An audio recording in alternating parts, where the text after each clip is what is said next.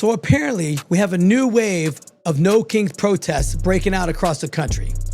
People on the streets chanting how America won't be ruled by a king. Now, here's the funny part. We don't have a king. We never have had a king. We've fought an entire war to make sure we'll never have a king. There's no throne in the White House. There's no crown in the Oval Office. And the last time I checked, President Trump isn't sitting on a golden chair with a scepter shouting royal decrees. So what exactly are these people trying to protest? Is it a symbolic gesture? Fine. But a symbolic of what? Because these signs look a lot less like protect democracy and a lot more like someone's political theater project. You see, matching shirts, the printed banners, the professional sound systems. That's not organic outrage, that's funded outrage. And that's the real question here. Who's bankrolling these crazy ass circuses? Follow the money trail and you'll start to see a familiar fingerprint. Those nonpartisan democracy coalitions that somehow always seem to oppose just one party. The same activist network tied to coastal pacts, a few old school globalist outfits that never met a protest they couldn't sponsor. It's a rinse and repeat playbook with these guys. Gin up outrage, flood social media, then pretend it's spontaneous uprising of the people. But here's the irony. They're screaming no kings in a country that literally elects its own leaders. If your entire protests depend on pretending America is a monarchy, maybe civics failed you somewhere along the way. We're gonna dig into the money trail of the nonprofit webs, the political influencers, and the foreign-funded advocacy groups that keep repeating every single time a protest like this suddenly goes viral. So we're gonna talk about the absurdity of the so-called No Kings movement, protesting a monarchy that doesn't even exist in this country. It's absurd. Now, I'm gonna dig into the part that absolutely does exist, and that's the money. Because protests don't print their own banners. Somebody pays for the staging, the busing, the live streams equipment, the matching shirts, and the influencer contracts. It's all paid for. Every time a grassroots wave suddenly appears on cue, the same constellation of organizations tend to surface. Major political activism, nonprofits moving millions through layers of smaller shell groups. Wealthy donor networks disguising contributions as social justice and democracy defense grants. Digital strategy firms coordinating hashtags, protest toolkits, and viral clips make the outrage look spontaneous. And we all know that it's not.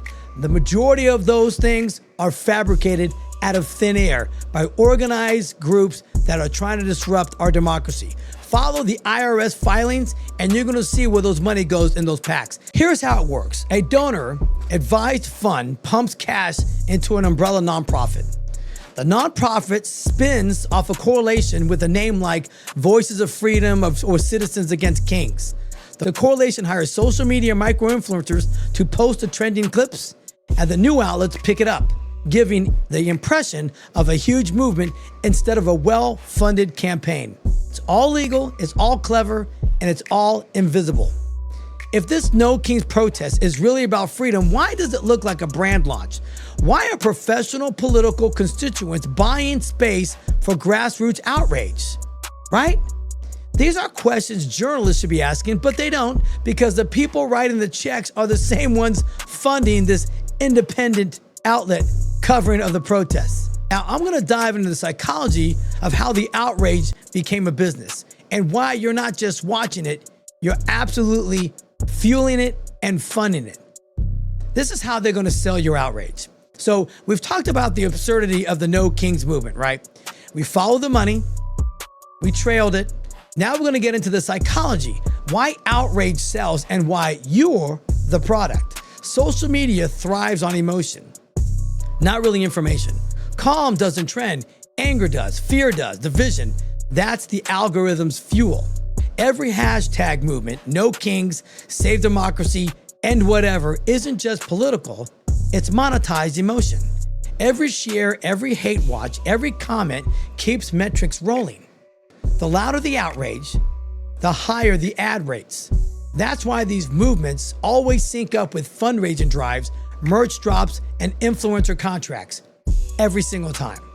Here's the modern playbook that they're using to infiltrate our country and the fabric of our government. Number one, they agitate. They find or fabricate a flashpoint. Number two, they amplify. They push it with bots, influencers, and sympathetic outlets. Number three, they monetize it. Convert attention into money and political leverage. They're not trying to change your mind. They're trying to keep you engaged at all times because engagement equals profit. If outrage feels addictive, that's because it's designed to be. Controlling the conversation and the algorithm wears the crown. This is what they've manipulated. So when they started doing this, they figured out the best way they can get to you is by manipulating the algorithm. So I've exposed the absurdity, the funding, and the business of outrage. Now I'm going to talk about the control, because the fight for your attention has moved from the streets to the servers. Today, the algorithms decide what trends. Artificial intelligence curates what you're reading, what you watch, and even which opinions get buried before you ever see them. Political campaigns hire data scientists and test which words trigger you the most. Advocacy groups pressure tech firms to silence what they call a harmful narrative, and platforms quietly adjust recommendations and their systems to avoid controversy, which often means they avoid the truth. In the old days, power meant owning the printing press. Now it's owning the algorithm. So when outrage becomes automated, free speech turns into filtered speech. And when every single side tries to rig the feed, nobody's really informed. They're just inflamed with outrage. The only antidote is awareness, knowing when you're being played, when your feed is being fed directly to you, because in the modern world, skepticism is a new patriotism. Governor Pritzker keeps having the hits coming. Out of Illinois, ICE has just arrested an active duty police officer who, according to reports, was living here illegally. Let that sink in. Somebody wearing the badge, sworn to uphold the law, now accused of violating one of the most basic laws of this nation, being illegal. Before the headlines twist this whole thing around, let's slow down. I'm going to unpack this, what's absolutely happening, how this can occur, and what it says about our system, our leadership, and the rule of law. Here's what we know so far. An ICE confirmed an individual working for a local Illinois police department that was taken into custody on immigration-related charges. We don't yet know whether the person falsified documents, overstayed a visa, or slipped through a vetting gap, but we do know they were active duty at the time of their arrest. They were on-duty cop. Illinois has been running one of the most permissive sanctuaries and ID systems in the country. Since 2023, the state began allowing non-citizens with legal work authorization to apply for certain law enforcement jobs. That opened like a very gray zone, and if somebody exploited it, the state owns that failure. Governor Pritzker and state lawmakers championed this policy under the banner of inclusion. But inclusion without verification is freaking chaos. Just like that school board superintendent, right? That just got caught a couple of weeks ago. The allegations hold up. This isn't just about a paperwork error. It's a breakdown of oversight. Citizens have the right to expect that the person enforcing the law is legally allowed to be here. That's not xenophobia. That's basic governance. Let's be honest, it's not about heritage, it's about vetting. If the screening process fails, leadership must fix it. That's where accountability begins and excuses stop.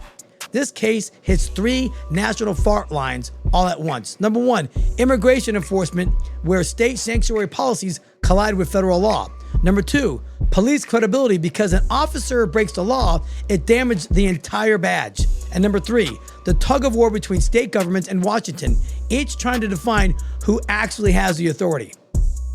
Illinois isn't alone. Departments across the country are desperate to fill vacancies. But when you stretch hiring criteria past common sense, you don't build trust, you break it. Politically, you can already see the spin coming, right? Conservatives are going to argue this proves sanctuary policies breed lawlessness. Progressives will insist this is one isolated case being weaponized for headlines. But both pieces can be true at the same time. But the center of gravity is simple. Enforce the law evenly and verify everyone wearing the uniform. How could this slip through the cracks? Because agencies are drowning in the red tape. Many local departments rely on state systems that don't always sync with federal databases. And staff shortages, political pressures, and amount of paperwork, and the cracks get wide enough for mistakes to walk right through. Law enforcement stands or falls on our trust. If people start believing the badge doesn't represent law, cooperation dies. If officers get a different set of rules than citizens, justice just becomes theater. And theater doesn't keep neighborhoods safe at night. So yes, this story is pretty shocking, but it's also a warning shot. America doesn't have to choose between compassion and order. It needs both. The law must mean something on both sides or it means nothing. The citizens of Illinois and every state deserve a system that protects the innocent, respects immigrants, and never blurs a line between the two. The question now isn't how did this happen? It's who's making sure it never happens again. Because the people who enforce the law can't ignore it. The badge itself becomes meaningless if they do. Now, Senator Mitch McConnell has another fall. He has fallen several times over the last several years. And if nothing else tells you we need term limits, that should tell you right there. We have so many politicians that are in their 80s. Some were actually in their 90s at some points. Being in Congress and the Senate for over 40 years is a point where we draw the line and we need to say enough is enough. Now, they have to vote for that themselves. So Congress and Senate have to vote to give themselves term limits. But are they going to do it?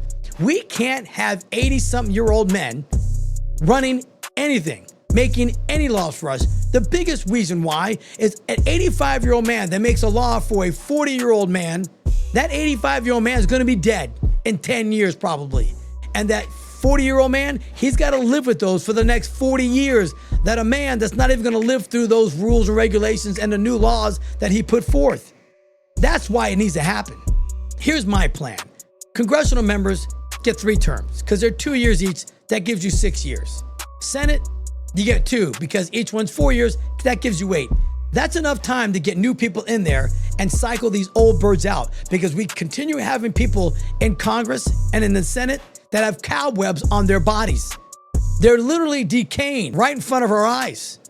And when you've got an old man that freezes up at the podium, takes spills walking through the halls of Congress, it's time to get rid of him. Now, here's a problem. People say we have a term limits already. And this is what we do. You got to vote them out. But here's something you don't know. And if you don't know how politics works, money fuels all of this. People like Mitch McConnell, people like Speaker Johnson, Nancy Pelosi, Hakeem Jeffries, they have all of the money because the Republican parties, the Democrat parties, they have their funding throughout the year. And then they designate where that money goes to. And people like Mitch McConnell, people like Nancy Pelosi, they designate who gets that funding to run for elections. And if you're already an incumbent and you're towing the line, you're doing what they ask you to do, you're going to get reelected because you have the money. It's extremely hard to run against anybody if you don't have more money than they. That's a fact. It happens at the state level and it happens at the national level. So term limits is the only thing that's going to stop this uprise of old folks and geriatric patients being in Congress. And it needs to happen now. Trump's second presidency has to be a priority, and they have to get it passed. They can do it with Congress. They're going to need 60 votes in the Senate, and I believe after the midterms, we're going to be able to get that. And that's the first thing that needs to happen. Term limits for members of the House and the Senate so these old folks get out of the way. And when somebody makes a law at 35 years old, they got to live with it like everybody else does. Anyway, that's it for today. Join me next time for a little chit-chat, some observations, and some good old-fashioned conversations. Thanks.